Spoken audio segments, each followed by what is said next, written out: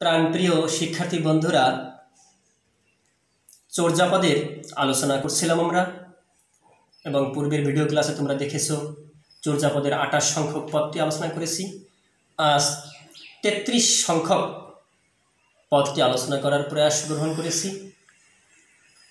তোমরা সব কথাই জানো, চর্যাপদ বাংলা সাহিত্যের প্রাচীনতম নিদর্শন এবং এই 33 সংখ্যক পদটি ঢ্যানঢন পাদানম কিংবা ঢ্যানঢন পা পদকর্তা এবং এটি রাগ ছিল পটমঞ্জরি, যেহেতু এগুলো গান হিসেবে গাওয়া হতো। তো প্রথমে পদটি পাঠ করব।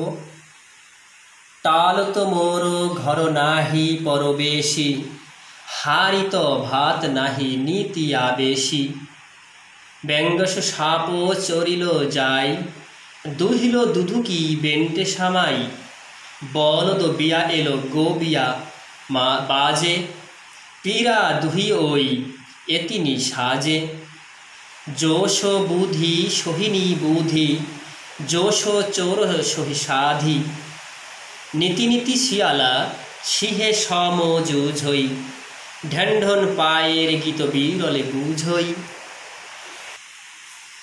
আমরা যে পদটি বললাম এতক্ষণ, এখানে আমরা প্রথম চরণটি দেখব। টালত মোর ঘর নাহি পরবেশী, অর্থাৎ একটি টালত বা একটি উঁচু স্থানে কিংবা বস্তিতে, এখানে এই অর্থে ব্যবহৃত হয়েছে যে একটি টালতে উপরে আমার ঘর এবং কোনো প্রতিবেশী নেই। পরবেশী মানে প্রতিবেশী নেই, কিংবা বস্তিতে আমার ঘর, কোনো প্রতিবেশী নেই। হারিত ভাত নাহি নীতি আবেশী, আমার হাড়িতে খাবার নেই কিন্তু অতিথি প্রতিদিন আসে। নীতি মানে নিত্য, অতিথি আসে আমার ঘরে, বা কিংবা এখানে প্রেমিক অর্থে বোঝানো হয়েছে যে প্রেমিক আমার ঘরে প্রতিদিন ভিড় করে। ব্যঙ্গস সাপ চরিল যায়, ব্যাং কর্তৃক সাপ আক্রান্ত হয়, ব্যাং কর্তৃক সাপ আক্রান্ত হয়। দুহিল দুধুকি বেন্টে সামাই, দহনকৃত দুধ কি আবার বাটে ঢুকানো যায়। এখানে আমরা দেখব যে কথাগুলো একটু বিপরীতার্থক। ব্যাঙে সাপ আক্রান্ত হয়, দহনকৃত দুগ্ধ আবার বাটে প্রবেশ করানো, হাড়িতে ভাত নাই কিন্তু অথচ প্রতিদিন প্রেমিক আসে, এবং তিনি একটা বস্তিতে থাকেন কিন্তু তার কোনো প্রতিবেশী নেই। প্রত্যেকটা কথা আমরা বিপরীতার্থক, একটু অন্তর্নিহিত বিষয় এখানে কাজ করে।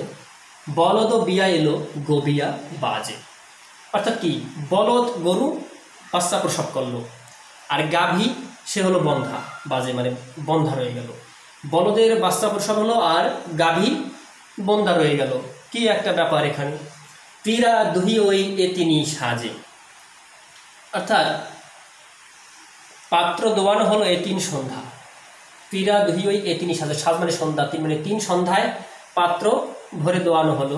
যোশ বুদ্ধি সোহিনী বুদ্ধি, যে বুদ্ধিমান সেই আবার নির্বোধ।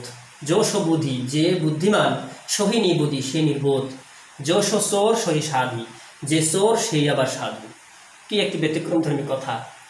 নীতি নীতি শিয়ালা সিংহে সম যুঝ হই, নিত্য নিত্য শৃগাল আর সিংহের যুদ্ধ হয়। শিয়াল মানে শৃগাল, সিংহ মানে সিংহে।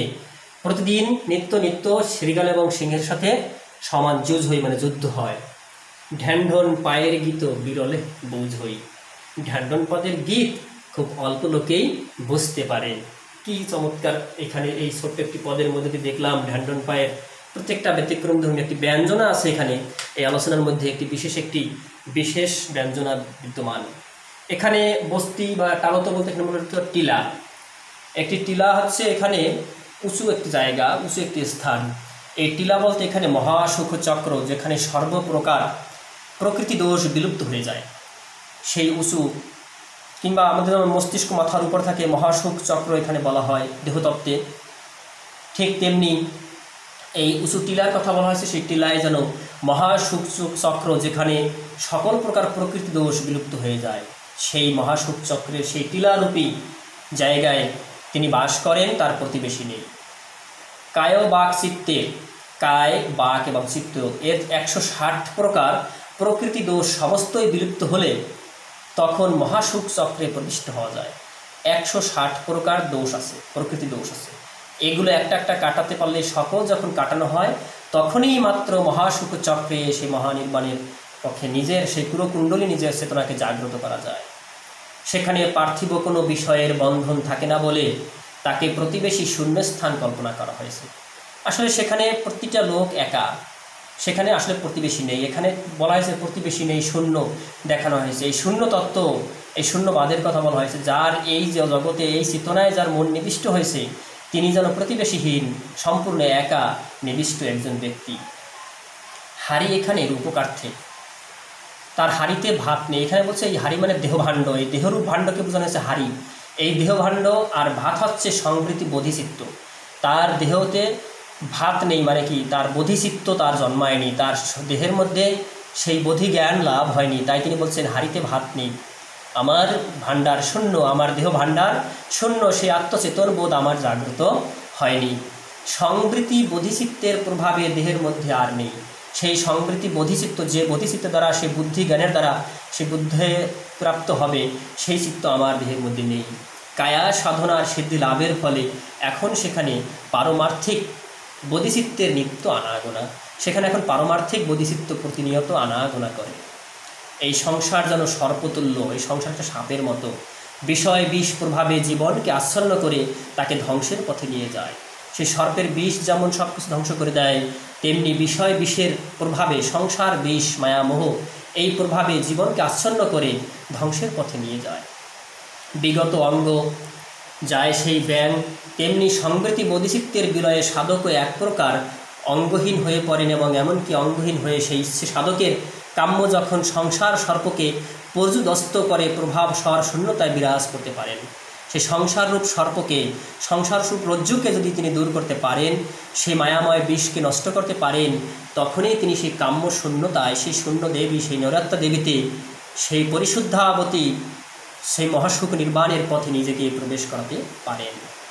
আবার বলা হয়েছিল যে বলদে প্রসব করলো, বলদ গরু বাচ্চা প্রসব করলো। বলদ অর্থে এখানে সংবৃত বোধিচিত্ত।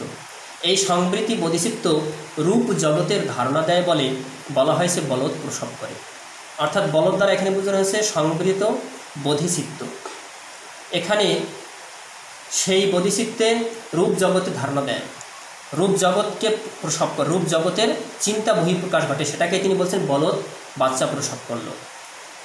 আবার দোহা দুধ, দহনকৃত দুধ যেমন ভিতরে প্রবেশ করানো যায় না, সে দোহা দুধ অর্থাৎ বোধিচিত্ত মহাসুখ চক্রে প্রবেশ করে। দহনকৃত দুধ অর্থাৎ যে জ্ঞান, অপ্রাকৃত জ্ঞান, সে পরাপ্রকৃতি জ্ঞান, সেই জ্ঞানের জন্য বোধিচিত্তে মহাসুখ চক্রে আবার সেই বাটে প্রবেশ করে। গাভী বন্ধা, গাভীকে বলা হয়েছে এখানে বন্ধা, কারণ গাভী হচ্ছে নৈরাত্যারূপী শূন্যতা, সেই শূন্য নৈরাত্যারূপী পরিশুদ্ধাবতী, সেই রমণী নৈরাত্যারূপী, তিনি হচ্ছেন গাভী, সেই শূন্যতার কথা বলা হয়েছে। এই শূন্যতার অবস্থায় পার্থিব ব্যাপারের জ্ঞান বিলুপ্ত হয়, অর্থাৎ সে বন্ধা, পার্থিব জগতের জ্ঞান তার ভিতরে থাকে না। এই শূন্যতার অবস্থায় পার্থিব জ্ঞানের থেকে তিনি লুপ্ত হয়ে যায়, এবং তাকে সেই অর্থেই বন্ধা কল্পনা করা হয়েছে এখানে। সর্বপ্রকার প্রকৃতি দোষ হচ্ছে বাট, ওই বাটে প্রবেশ করে। বাট হচ্ছে সকল প্রকার প্রকৃতির দোষ, বিভিন্ন রকমের দোষ ঘটে যেগুলো, সেই প্রকৃতি দোষ ত্রিসন্ধ্যায়কে দহন করা, অর্থাৎ নিঃস্বাভাবিকৃত করা হয়। অর্থাৎ ত্রিসন্ধ্যা গৃহকর্ম, সুনির্দিষ্ট সাধ্য কর্ম করা হয়, সাধন কর্ম করা হয়, তেমনি এই ত্রিসন্ধ্যা এখানে দহন করার কথা বলা হয়েছে। এইভাবে সকল প্রকৃতি দোষ নিঃশেষিত হয়। এই কর্মগুলি সম্পাদন করলেই সকল কর্মদোষ সম্পাদন হয়। জ্ঞান যোগে জগৎ ব্যাপারের সঙ্গে যে এখানে বেশি জড়িত, সেই এখানে নির্বোধ। যে জ্ঞানের দ্বারা জ্ঞান, প্রকৃত জ্ঞান লাভ করেছে, যে প্রকৃত বিচক্ষণ, যিনি জ্ঞানী, যিনি প্রকৃত সেই জ্ঞানের অন্বেষণ করতে পেরেছেন, তিনি মূলত নির্বোধ। অর্থাৎ কি, এই জগৎ সম্পর্কে তিনি নির্বোধ, এই জগতের দৃশ্য, জগতের কল্পনা সম্পর্কে তিনি নির্বোধ। মানুষের চিত্ত স্ববিকল্প জ্ঞান দ্বারা বিষয় সুখ আহরণ করে, তাই সে চোর। মানুষ জেনে শুনে অনেক পাপ কাজ করে, তাই তাকে, মানুষকে চোর বলা হয়েছে। আবার যখন সে নির্বিকল্প লাভ করে, তখন সে হয় সাধু। যখন এই সবিকল্প, এই সংসার জগৎ, এই সাকার রূপ, এই মায়ামোহ বদ্ধজীব, এই সমাজ সংসারের কর্ম পালন করে, তখন সেটা সবিকল্প। আর যখন সেই শূন্যতায়, নিরাকারের চিন্তায় যখন নিবেদিত করেন, সেই নৈরাত্মা দেবীর সাধনা করেন, তখন সেটা হচ্ছে নির্বিকল্প সমাধি। সেই নির্বিকল্প জ্ঞান যখন লাভ হয়, তখন তিনি হন সাধু। ওই যে চোর, সে হয় সাধু। যতক্ষণ আমরা এই মানব জীবনে জেনে শুনে অনেক অপরাধ করি, কিংবা আমরা ভুল কাজ করি, এটা হচ্ছে আমি চুরি করি, এবং যখন সে সেই নির্বিকল্প সমাধিতে সেই পরমের সান্নিধ্যে যাওয়ার জন্য নিজেকে নিবিষ্ট করেন, তখন তিনি হয়ে যান সাধু।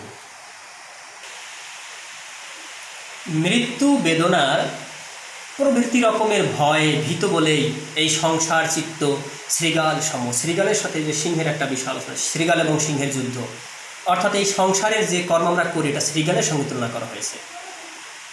এবং এই চিত্তই যখন মুক্ত এবং বিশুদ্ধ হয় তখন সে সেই যুগানন্দ রূপ সিংহের সঙ্গে যুদ্ধ করে এবং সেই সিংহের সাথে তার যুদ্ধ চলে। যখন একবার সংসারে মত্ত থাকে তখন সে শৃগাল রূপী, যখন সে সংসার পরিত্যাগ করে নৈরাত্য দেবীর শূন্যতায় যায় তখন তিনি যেন সিংহরূপী, তিনি প্রকৃত জ্ঞানের জ্ঞানান্বিত হলেন। সেই জ্ঞানী যখন হয় তখন যেন তার এই বাস্তব জগতের সাথে তার সেই নির্মোহ জ্ঞানের একটা যুদ্ধ চলতে থাকে। সুতরাং এই রূপকার্থ চমৎকার এই পদটির মাধ্যমে আমরা ঢেণ্ডনপাদের পদের মধ্য দিয়ে যে তত্ত্বটি পেলাম, এখানে মূলত সেই একটি বিশেষ তত্ত্বকে প্রকাশ পেয়েছে নৈরাত্য দেবীকে আমাদের বাস্তব জগৎ এবং আমাদের সেই অন্তর্জগৎ, আমাদের সেই পরম নির্বাণের সুখ, মহাসুখ নির্বাণের জগৎ, তার কাঙ্ক্ষিত লক্ষ্যের দিকে, সাধনার দিকে নিজেকে ধাবিত করাই হচ্ছে মূল লক্ষ্য।